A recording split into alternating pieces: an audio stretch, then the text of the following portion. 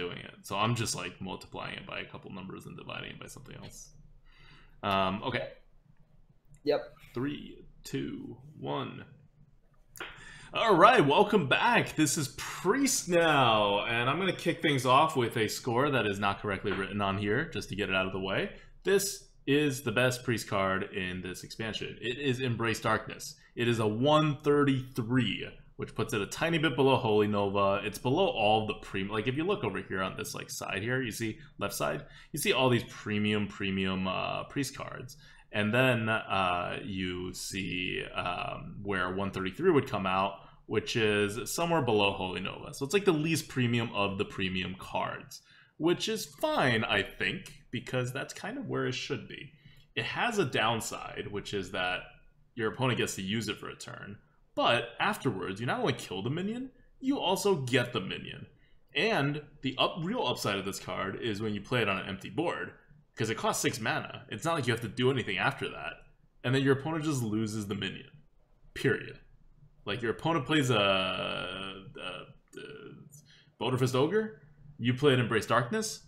You have killed Boulderfist Ogre with 6 mana and gained a Boulderfist Ogre on the board, right? Like, yep. It's pretty game-changing in optimal situations. And in less optimal situations, you have a small board, you do this on a big minion, he kills one of your minions, you end up with, like, say, like a 7-4.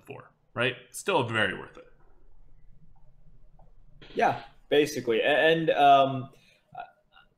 the first time I saw this card, I was kind of skeptical. I was like, oh, wait, you know, if both of you guys have even boards or something, it doesn't do much. But then you look at it, you have to look at it in other situations, because it's kind of human nature to think of like the worst case scenarios, right? And I think the scenarios that Adukta mentioned do illustrate sort of the more typical situations that you'll be in, and this card is pretty freaking good.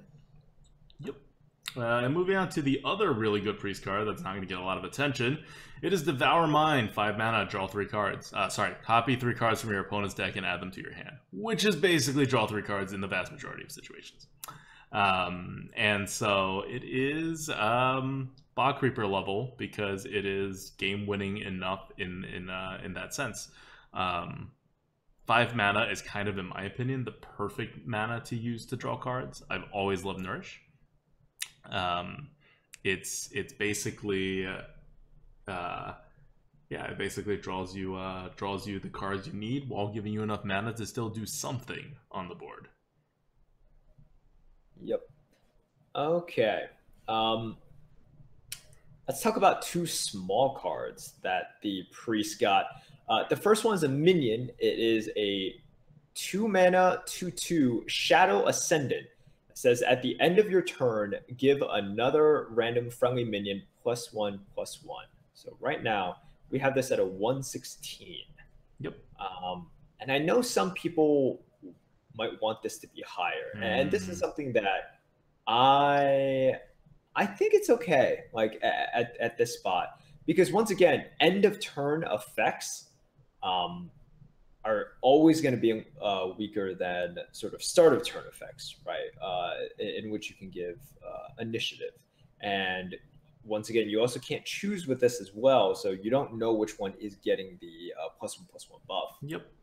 I think it's right by Pompous Thespian. That's around how good it is. Pompous Thespian's a 3/2. It situationally taunts later on. This buffs later on, but it's only a 2/2 if you play it immediately. But if you play, they don't take care of it. You add another minion, you get a buff. You know, I think it's pretty fair.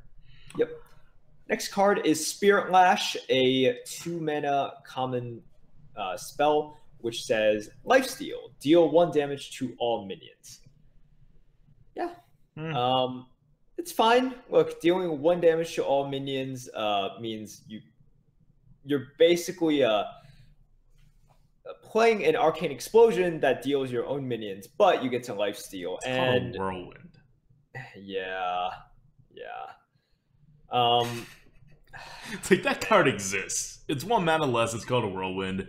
You add a mana, you heal some life, but more importantly for the Priest, Priest also, like Warrior, doesn't have a ping, and when it hurts its own minions, it can actually heal back up.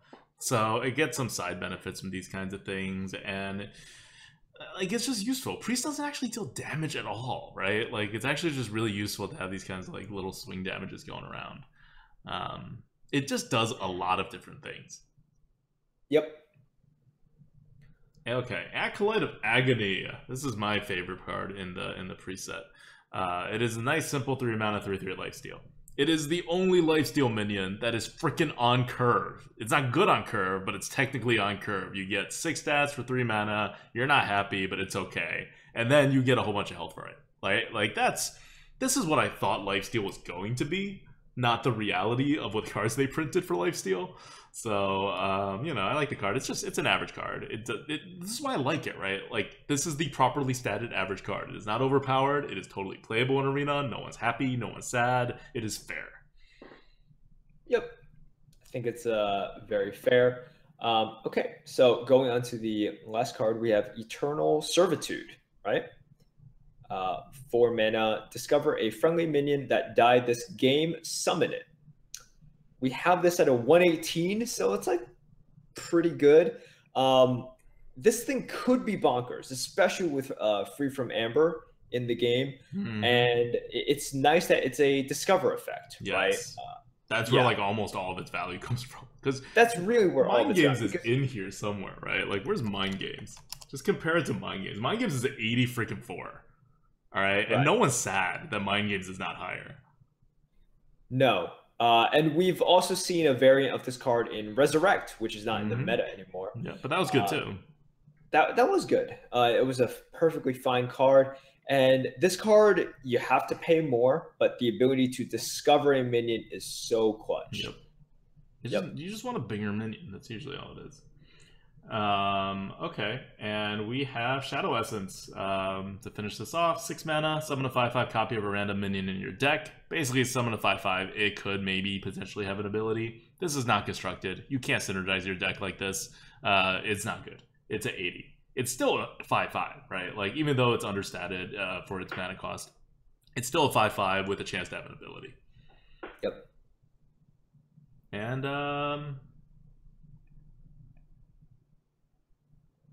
yeah. Have we done everything? Oh no, there's one last epic because we started with an epic and Embrace Darkness. Oh yeah. We have one epic left, and I'll let you do it. Okay, because this is a card that I love the design of. Obsidian Statue. This is Crypt's card. This is the card that Crypt revealed to the world. It is a 9 mana 4/8 taunt. I already hate the 4/8 taunt stat line because of Primordial Drake. That also has lifesteal. That also has a death rattle of destroy a random enemy minion. Man, if you're paying 9 mana, you better get stuff like this, right? Yep. You better get a lot of stats. You better get taunt. It's not even a lot of stats. It's 6/6 worth of stats. Sure. You better get a lot of stuff going on.